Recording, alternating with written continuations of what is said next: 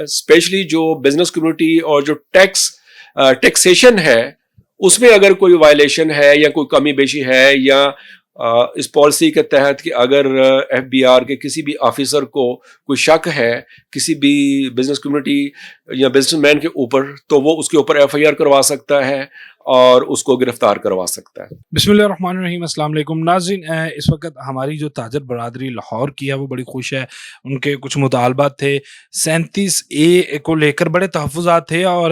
صدر Lahore chamber of commerce جو ہے انہوں نے بارہا اس پر جو ہے وہ تذکرہ بھی کیا اور اپنے تحفظات کا اظہار بھی کیا, لیکن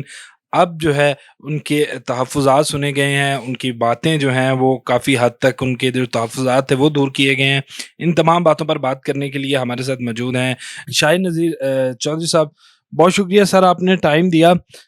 پہلے تو آپ کے تحفظات مانے گئے ہیں, بڑے تحفظات تھے, اور آپ جو ہے میں نے اکثر جو آپ کی پریس کانفرنسز تھی ان میں آپ بات بھی کرتے نظر آتے تھے. پہلے تو بتائیں کہ اب جو ہے کون سے آپ کو مزید جو ریلیف مل رہے ہیں ان تحفظات کو دور ہونے سے, کچھ سانس جو ہے وہ سکھ کا سانس جیسے کہتے ہیں آیا ہے؟ جی الحمدللہ سکھ کا سانس ضرور آیا ہے اور پوری پاکستان کی بزنس کمیونٹی کو آیا ہے. ان کے لیے یہ بہت اچھی خبر ہے کہ آخر کار Lahore chamber of commerce and industry کی جو کوششیں تھیں وہ رنگ لے آئیں. اور دیکھیں کہ فیلڈ مارشل عاصم منیر صاحب سے صدر لاہور چیمبر کی جو ہے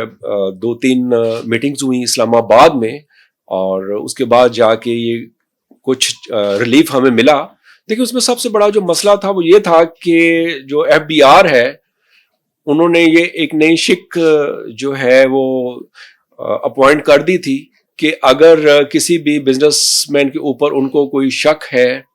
یا کوئی وائلیشن نظر آتی ہے تو وہ فوری طور پہ جو ہے وہ اس کو گرفتار کر سکتے ہیں, اور اس کے اسی طرح جو بینک اکاؤنٹس ہیں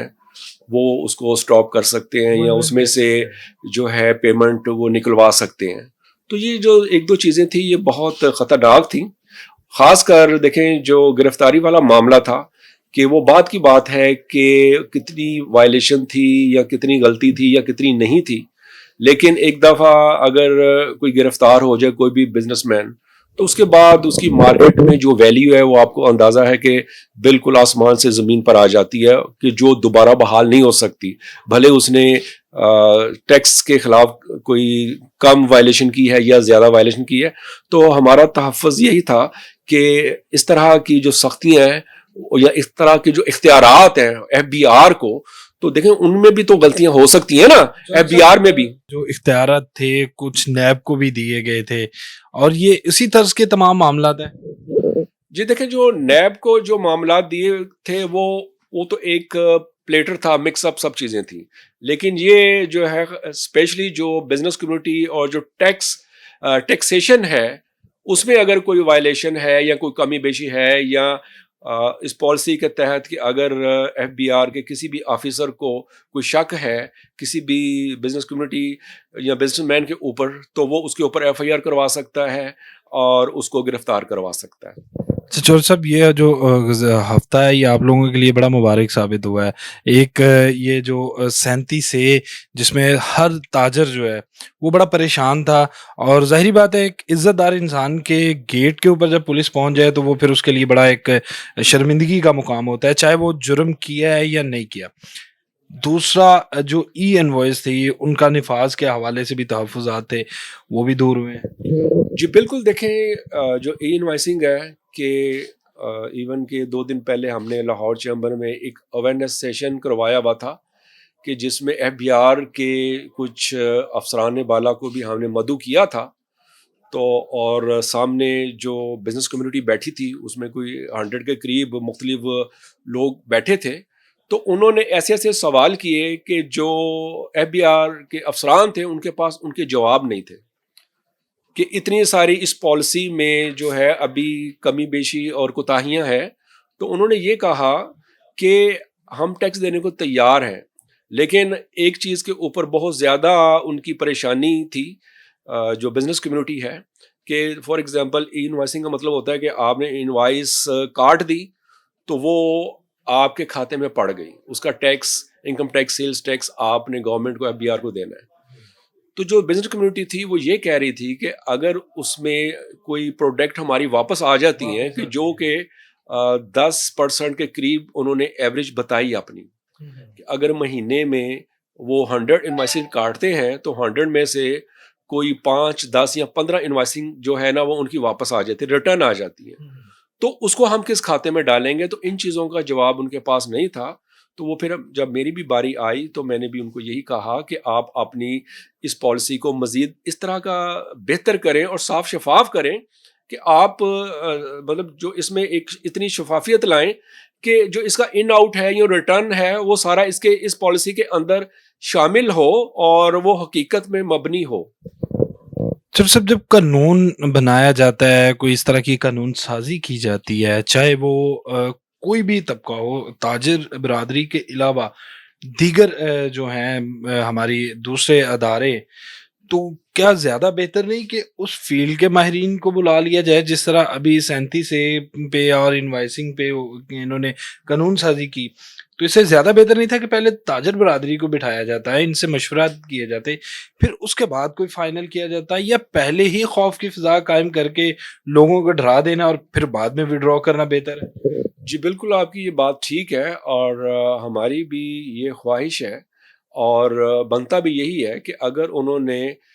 کوئی بزنس ریلیٹڈ کوئی پالیسیز بنانی ہے تو ضرور بنائیں, بنانے کے بعد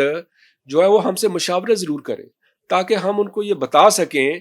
کہ یہ جو پالیسی ہے قابل عمل ہے یا نہیں ہے. لیکن اگر وہ خود سے بیٹھ کے کوئی پالیسیز بنا لیں گے اور ہم پہ اپلائی کر دیں گے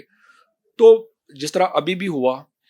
لیکن اس کے بعد آپ دیکھیں کہ اتنی ایک پریشانی کے بعد گورنمنٹ کے لیے بھی اور بزنس کمیونٹی کے لیے بھی اور ایون کہ ہڑتال تک پورے پاکستان میں کرنا پڑی. اس طرح کے اقدامات جو ہیں وہ دونوں طرف خلا پیدا کرتے ہیں, جن کو پر کرنے کے لیے پھر کوئی اور آتا ہے.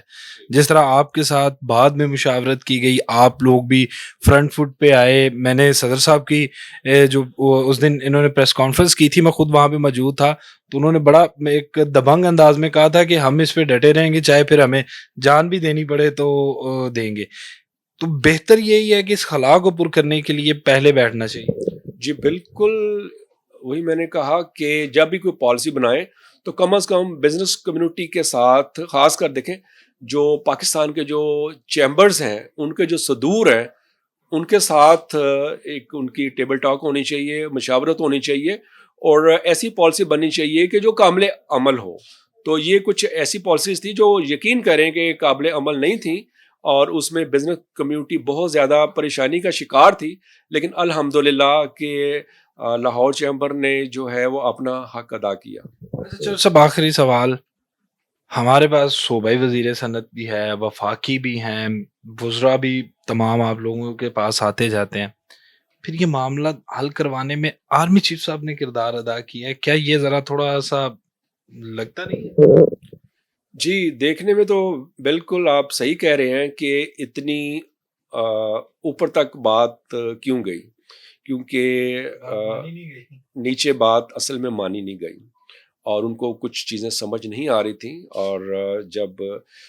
ہمارے صدور نے, افضل شاہ صاحب نے اور کراچی کے صدور نے مل کے ان کو کچھ گراؤنڈ ریئلٹیز بتائیں کہ اس کے سائیڈ ایفیکٹس کیا ہوں گے, تو دین جا کے یہ سارا معاملہ سولو ہوا. بہت شکریہ چار صاحب. ناظرین, یہی پیغام اور اس کے ساتھ اجازت چاہوں گا اپنے اقتدار میں بیٹھے ان حکمرانوں سے جو قانون سازی کرتے ہیں, تو خدا را پہلے متعلقہ لوگوں کے ساتھ بیٹھیں, ان سے تجاویز لیں اور پھر ان کو جو ہے وہ عمل میں لائیں. اپنی مرضی کا قانون تھوپیں گے تو پھر ہر کوئی باغی ہوگا اور پھر جو ملک کے اندر وہ انتشار پھیلے گا, اس کا خمیازہ آپ کے ساتھ ساتھ ہمارے ساتھ ساتھ اس عام آدمی کو بھی بھگتنا پڑے گا جو اس دور میں 2 وقت کی روٹی کے لیے بھی جو ہے وہ ترستا ہے. اس کے ساتھ ہی مجھے دیجیے اجازت, اللہ نے کے مان.